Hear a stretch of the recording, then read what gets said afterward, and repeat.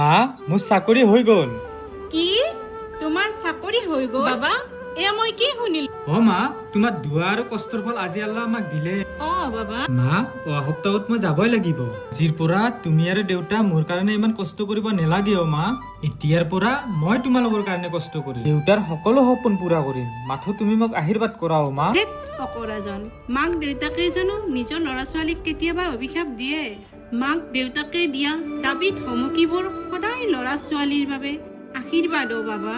হয় মা, তোমাৰ আৰু দেউতাৰ কাৰণে আজি মই চাকৰিটো পালো। তুমি দেউতাক খবৰটো দিয়াগৈ, মোৰ অলপ কাম আছে।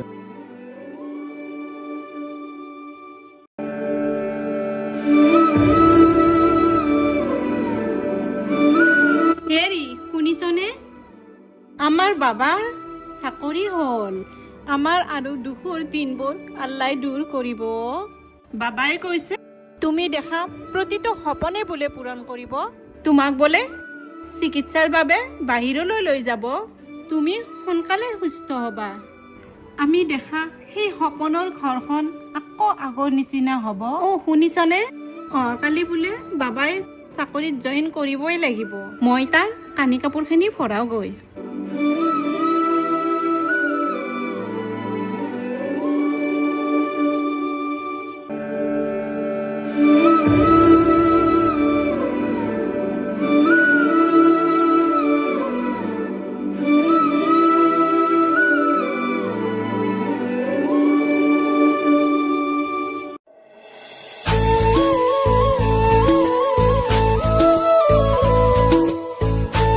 দেউতা মই যাওঁগৈ।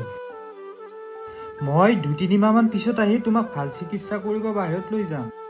আৰু মা তুমি দেউতাক মেডিচিনবোৰ সময়মতে দিবা। আৰু তুমিও নিজৰ স্বাস্থ্যৰ কাৰণে যত্ন ল'বা।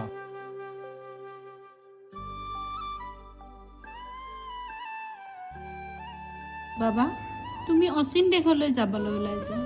তুমি তাত গৈ ভালদৰে থাকিবা। সকলো মানুহৰ লগত মিলিজুলি থাকিবা বাবা। কেতিয়াবা কোনোবাই যদি তোমাক বেয়াকৈ কয় তুমি সকলো নীৰৱে সহ্য কৰি যাবা। তাত তোমাক আপোন বুলিবলৈ কোনো নাই বাবা। অচিন দেশৰ অচিন মানুহ। তুমি সকলোৰে লগত মিলিজুলি থাকিবা। সময়মতে খোৱা লোৱা কৰিবা বাবা। হ'ব মা, মই সেই আগৰ সৰু ল'ৰাটো হৈ থকা নাই নহয়। মই এতিয়া ডাঙৰ হৈছো, ভাল বেয়া বিচাৰ কৰিব পাৰো। মাক দেউতাকৰ মতে নিজৰ ল'ৰা ছোৱালীবোৰ সদায় সৰু হৈয়ে থাকে। তুমি কি বুজিবা? তুমি যেতিয়াই নিজৰ ল'ৰা ছোৱালীৰ দেউতাক হ'বা তেতিয়াই তুমি বুজিবা। হ'ব মা, মই ধেমালিহে কৰিছো। মই এতিয়া যাওঁগৈ।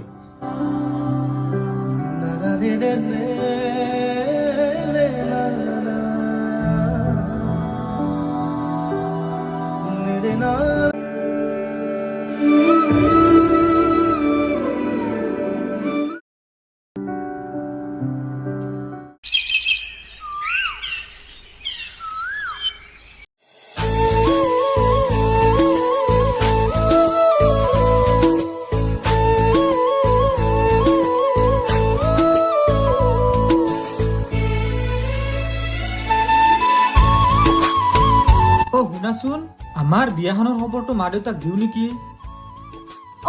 দিয়া। তোমাক কোনে মানা কৰিছে? এটা কাম কৰো নেকি? কি কাম? আমি দুটা এবাৰ মা দেউতাৰ আশীৰ্বাদ ল'বলৈ যাব লাগিছিল। মই যাব নোৱাৰো। আৰে তুমি নোযোৱা যদি তেনেহলে ময়ে যাওঁ। বিয়া হোৱাই মাহ হোৱাই নাই আৰু তুমি ৰূপ দেখুওৱা আৰম্ভ কৰিয়েই দিলা। কি যে কোৱা নহয়। হ'ব দিয়া, মই নাযাওঁ। মা দেউতাক কল কৰি খবৰটো দিওঁ।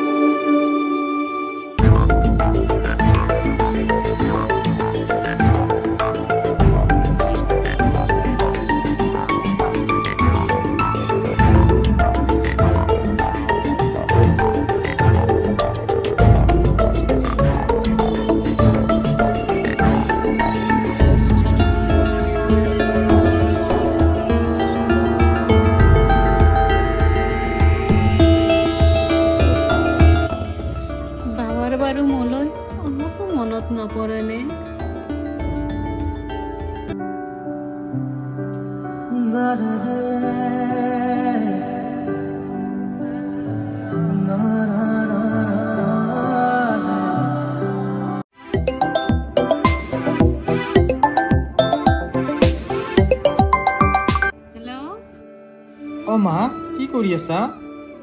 কি বাবা তুমি কিমান দিনৰ মূৰত তুমি ফোন মাৰিলা যে তোমাৰ ফোনটো বাৰু কিয় চুইচ অফ থাকে? এটা কথা আছিলে মা, মই বিয়া পাতিলো।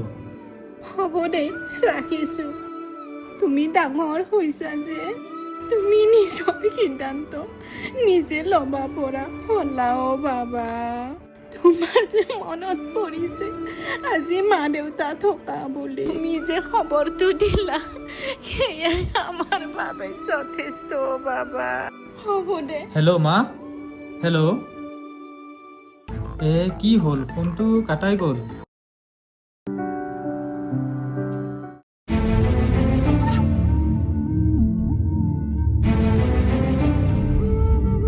অ' শুনাচোন, কোৱা। দৰমহা হ'লনে? হ'লতো, কিয়? কিয় মানে মোৰ ভণ্টিৰ বিয়া আৰু বাইক ভিনিয়েক হিচাপে আমাৰ ফালৰ পৰা কিবা এটা ভাল বস্তু দিব লাগিব তাইক। পিছে কি দিম বুলি ভাবিছা? সোণৰ নেকলেছডাল আমিয়ে দিওঁ নেকি? কি? আমাৰ নাম হ'ব। কিন্তু ইমান পইচা মই ক'ত পাম?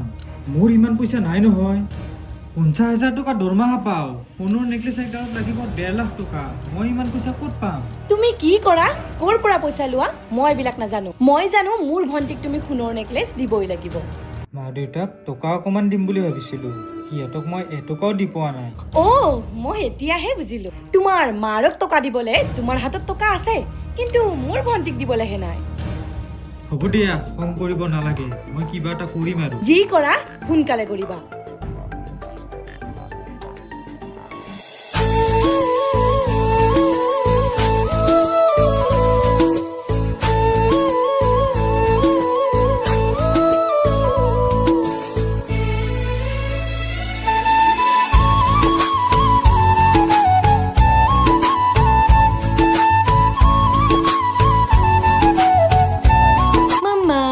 লোৱা।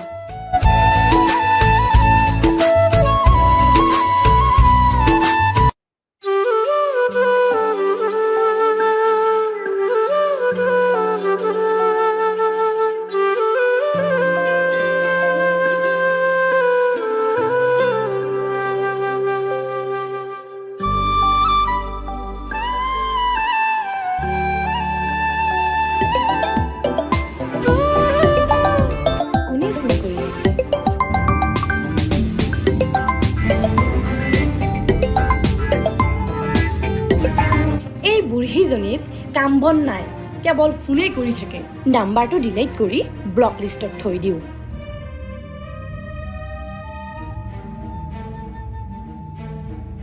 শুনাচোন,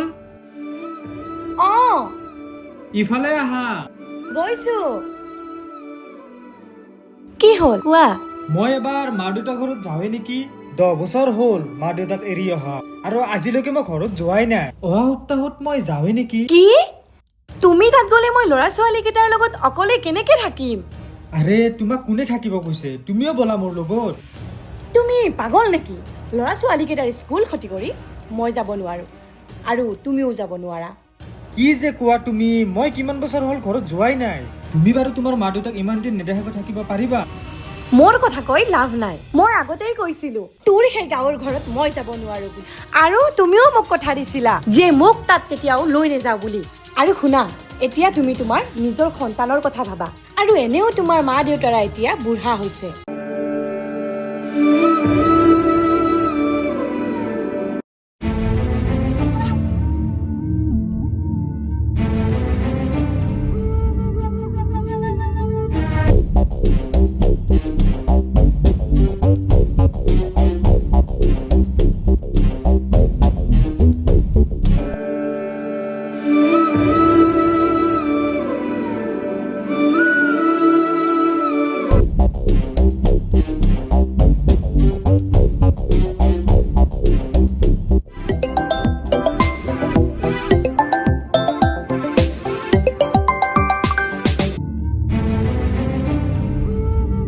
হেল্ল' বাবা।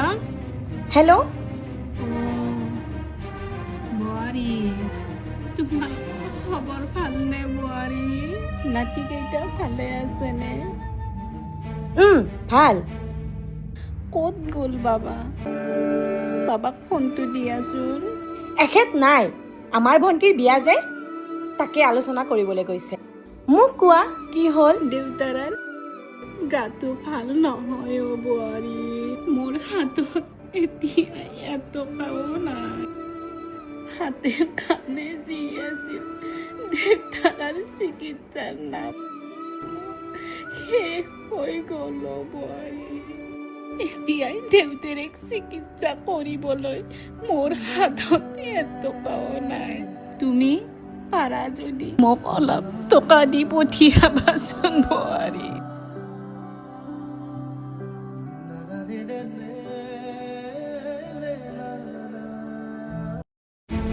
এই বুঢ়ীজনীৰ লগত কি যে হ'ব, শান্তিত থাকিব নিদিয়ে, কেৱল টকা টকা টকাকে মৰি গৈছে। পইচাৰ কথা ক'লো যে ফোনটো কাটিয়ে দিলে।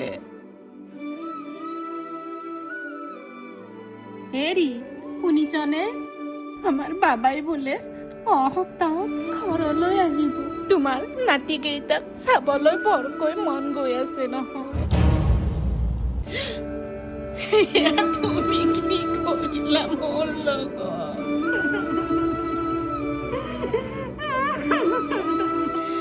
এয়া তুমি কি কৰিলা মোৰ লগত? মই কাৰ ভৰসাত জীয়াই থাকি তুমি কিয় মোক মিছা সপোন দেখুৱাইছিলা? আমাৰ ল'ৰাই ডাঙৰ মানুহ হ'ব, ভাল চাকৰি কৰিব, এটা ভাল ঘৰ বনাব। এয়া তুমি কিয় মোক মিছা সপোন দেখুৱাইছিলা? ডাঙৰ মানুহ হ'ব।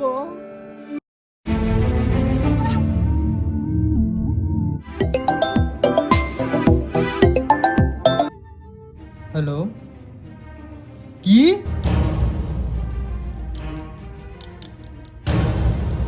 কি হ'ল? এওঁ এনেকৈ থৰ লাগি বহি আছে যে, ৰ'ব সুধি আহোঁ। কি হ'ল? এনেকৈ থৰ লাগি আছা যে? দেউতা আৰু এই পৃথিৱীত নাই। ভালেই হৈছে, মৰিল। নহ'লে তোমাৰ মাৰে তোমাৰ দেউতাৰ বেমাৰৰ নামত টকা লুটি আছিলে, লগতে এই বুঢ়ীজনীও মৰিব লাগিছিল।